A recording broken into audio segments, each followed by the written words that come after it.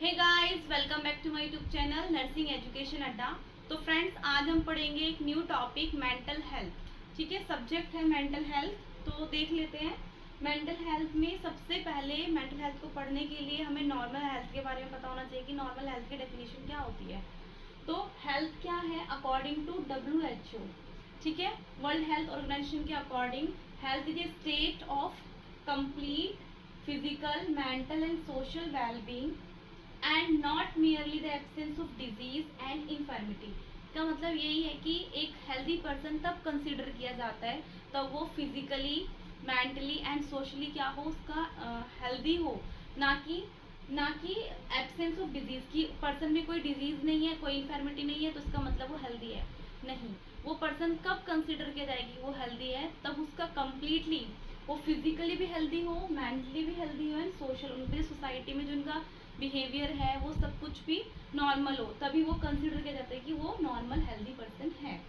ठीक है, नेक्स्ट आता है मेंटल हेल्थ की। पर्सन की मेंटल हेल्थ क्या है। तो mental health is a state of well being in which an individual realise his or her own abilities. एक ऐसा पर्सन जो अपनी रियलाइज कर सके कि उसकी अपनी ओन एबिलिटीज क्या है, कोप अप कर सके normal daily stress of life, जो डेली स्ट्रेस होते हैं लाइफ में उनको वो कोप अप कर सके, and can work productively and fruitfully. And fruitfully वो क्या कर सके, अपने वर्क जो भी वो काम करे वो प्रोडक्टिवली हो, उससे कोई हमें गेन हो, उस पर्सन को कुछ बेनिफिट हो, और फ्रूटफुल हो and able to make contribution into the society, और अपना वो कॉन्ट्रीब्यूशन दे सके इन द सोसाइटी। ऐसे ही पर्सन को क्या कहा जाता है, मेंटली हेल्दी पर्सन। नेक्स्ट आता है क्या क्या कैरेक्टरिस्टिक्स है एक नॉर्मली हेल्दी पर्सन के। तो देख लेते हैं। सबसे पहले एबिलिटी टू मेक एडजस्टमेंट। ऐसे पर्सन जो क्या कर सके, नॉर्मल सोसाइटी में खुद को एडजस्ट कर सके। कुछ लोग होते हैं ना, उनको छोटी सी बात पे ही बुरा लग जाता है, वो एडजस्ट ही नहीं कर पाते कि हम इस सिचुएशन में नहीं रह सकते, हम यहाँ नहीं रह सकते हैं, यहाँ लाइट नहीं है, बिजली नहीं है, कुछ भी किसी भी पॉइंट को लेके वो एक चीज़ को बहुत बड़ा बना देते हैं। तो ऐसे पर्सन जो खुद को एबिलिटी, उनके पास इतनी एबिलिटी होनी चाहिए कि वो एक इन्वायरमेंट में खुद को एडजस्ट कर सके। ठीक है, वही होता है normally mentally healthy person. Next आता है problem solve by his own efforts and make his own decision. ऐसे पर्सन जो अपना डिसीजंस मोस्टली खुद से ले सके और अपनी प्रॉब्लम को सॉल्व कर सके, या अपने एफर्ट से ही अपनी प्रॉब्लम को सॉल्व कर सके, वही मेंटली हेल्दी पर्सन। नेक्स्ट आता है it has a sense of personal security and feel groups in secure in the group. ऐसे पर्सन जिनको पर्सनल सिक्योरिटी हो, दूसरा वो दूसरे ग्रुप में जाके खुद को क्या कर सके, सिक्योर फील कर सके। कुछ पर्सन ऐसे होते हैं वो सोसाइटी में नहीं जाते, सोशल विड्रॉल होता है, कोई पार्टी स्टैंड नहीं करते, किसी ग्रुप में नहीं जाते हैं क्योंकि उनको सिक्योरिटी नहीं होती है। ठीक है, उनको अच्छा नहीं लगता है, उनको सोशल फोबिया होता है। तो ऐसे पर्सन जो खुद को सोसाइटी के अंदर, ग्रुप के अंदर सिक्योर फील कर सके। नेक्स्ट आता है and show understanding of other peoples, और दूसरे की भावनाओं को भी वो समझ सके, दूसरे पर्सन्स की प्रॉब्लम को उनको भी वो समझ सके, वही होते हैं हेल्दी पर्सन। नेक्स्ट आता है सेंस ऑफ रिस्पॉन्सिबिलिटी। ऐसे पर्सन जो अपनी रिस्पॉन्सिबिलिटी को बखूबी निभा सकते हैं, उनको पता है कि व्हाट टू डू और व्हाट नॉट टू डू। ठीक है, कि हमें क्या करना है क्या नहीं करना है, उनको इतना सेंस होना चाहिए, उनको अपनी रिस्पॉन्सिबिलिटी कि जो भी काम मिला है वो वर्क होना चाहिए, जिस टाइम पे होना चाहिए। ठीक है, तो उनको अपनी रिस्पॉन्सिबिलिटी के बारे में पता होना चाहिए। ठीक है, नेक्स्ट आता है he can give and accept love. वो दूसरों को लव दे भी सके और लव ले भी सके। देखा होगा कुछ लोग होते हैं बहुत ज़्यादा पॉजिटिव होते हैं किसी को लेके, या उनको ऐसा लगता है कि उन्हें ही कोई केयर भी दे, लव भी दे, अफेक्शन भी दे, अब उसके अपोजिट वो कुछ नहीं करते हैं। तो ऐसे पर्सन जो एक्सेप्ट भी कर सके और दूसरा उसके रिटर्न में वो लव अफर्ट्स भी दे सके, वही होते हैं हेल्दी पर्सन। नेक्स्ट आता है he lives in a world of reality rather than the fantasy.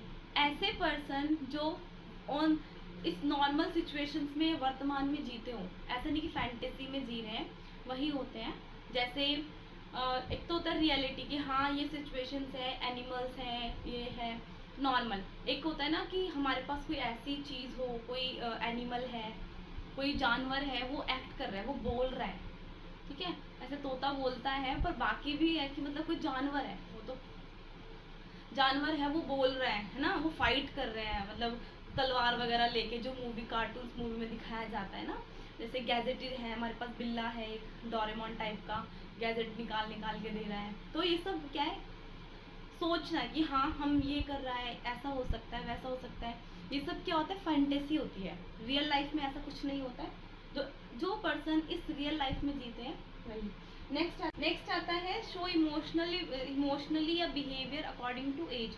मतलब ऐसे पर्सन जो इमोशनली मेच्योर हो, दूसरा वो बिहेवियर शो कर सके अकॉर्डिंग टू इस एज। उनकी एज क्या है उसके अकॉर्डिंग वो बिहेवियर शो कर रहे हैं, तो उसका मतलब क्या है, मेंटली हेल्दी पर्सन है। आजकल क्या होता है ना, जो अभी के जो चाइल्ड्स हैं, वो एक उम्र में आके भी जब मेच्योरिटी आनी चाहिए उस टाइम भी वो क्या करते थे, चाइल्ड की तरह एक्ट करते हैं ना। उनको सब चीज़ का जिद होती है, ये तो वो सब किस में कंसिडर किया जाता है, बहुत ज़्यादा नहीं। अगर कोई भी चीज़ ज़्यादा में एक्सेसिव में हो जाए, उसी को एबनॉर्मलिटीज़ कहा जाता है या एबनॉर्मल बिहेवियर कहा जाता है। पर ये फिर भी कि अकॉर्डिंग टू एज वो लोग एक्ट करें, तो वही होता है मेंटली हेल्दी पर्सन। नेक्स्ट आता है develop and capacity to tolerate frustration and disappointment in his daily life. कि ऐसे पर्सन वो डेवलप कर सके कैपेसिटी सिचुएशंस को हैंडल करने की, फ्रस्ट्रेशन के को हैंडल करने की या टॉलरेट करने की, और डेली लाइफ में डिसअपॉइंट हो रहे हैं उनको वो कोप अप कर सके। तो ऐसे ही पर्सन होता है मेंटली हेल्दी पर्सन। नेक्स्ट देखते हैं मेंटली इल पर्सन। तो मेंटल इलनेस क्या होता है कि a mentally ill person lose his ability to response. मतलब वो अपनी एबिलिटी को क्या कर चुका है, लूज कर चुका है according to expectation he has for himself. एक पर्सन जितना अपनी उसकी एबिलिटी है खुद कोई भी चीज़ करने की या उसके एक्सपेक्टेशंस हैं, वो उनको क्या कर चुका है, ऑटोमेटिकली लूज कर चुका है। And the demand that society has for him. और सोसाइटी के अंदर उसको क्या कॉन्ट्रीब्यूशन है, ये सोसाइटी उससे क्या चाहती है, वो चीज़ें वो परफॉर्म नहीं कर पा रहा है, एबिलिटी अपनी लूज कर चुका है, वही होता है मेंटली इलनेस। ठीक है, मेंटल इल पर्सन होता है। नेक्स्ट आता है एक डेफिनेशन है मेंटल एंड बिहेवियरल डिसऑर्डर। मतलब ऐसी एबनॉर्मलिटी जो मेंटली है, बिहेवियरल डिसऑर्डर है, are understood as a clinical significant conditions characterised by. किस किस से पता लगाया जा सकता है कि हाँ पर्सन का मेंटली इलनेस है। जैसे अल्ट्रेशन इन थिंकिंग, उसकी थिंकिंग में क्या हो जाना, अल्ट्रेशन हो जाना। नेक्स्ट मूड कभी हाइपर एक्टिव, मतलब कभी बहुत ज़्यादा खुश होना, कभी बहुत ज़्यादा डिप्रेस होना, ये भी हो सकता है।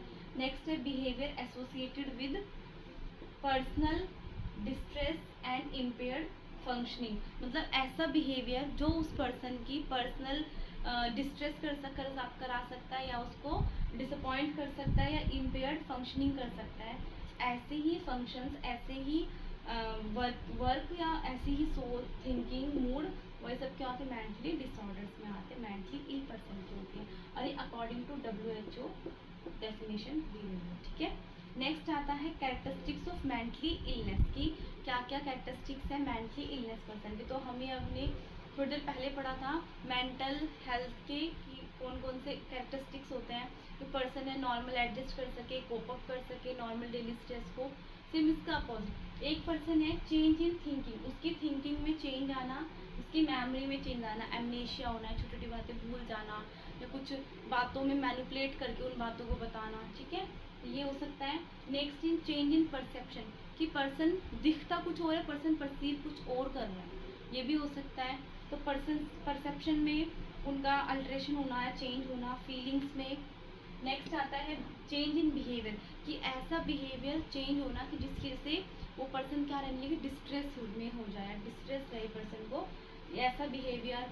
नेक्स्ट आता है change in consequence distress cause disturb in day to day life. मतलब ऐसे पर्सन का उस पर्सन का बिहेवियर जो उसके की डे टू डे लाइफ को, एक्टिविटी को क्या कर सके, डिस्टर्ब कर सके, वही।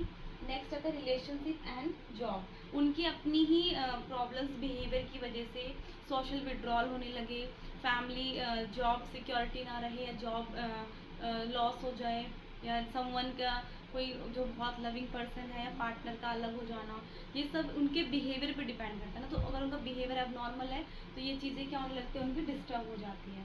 तो ये था उनका मेंटली कैरेक्टरिस्टिक्स, इलनेस के कैरेक्टरिस्टिक्स। नेक्स्ट वीडियो में हम न्यू टॉपिक के साथ मिलेंगे, तब तक के लिए आप पढ़ते रहिए।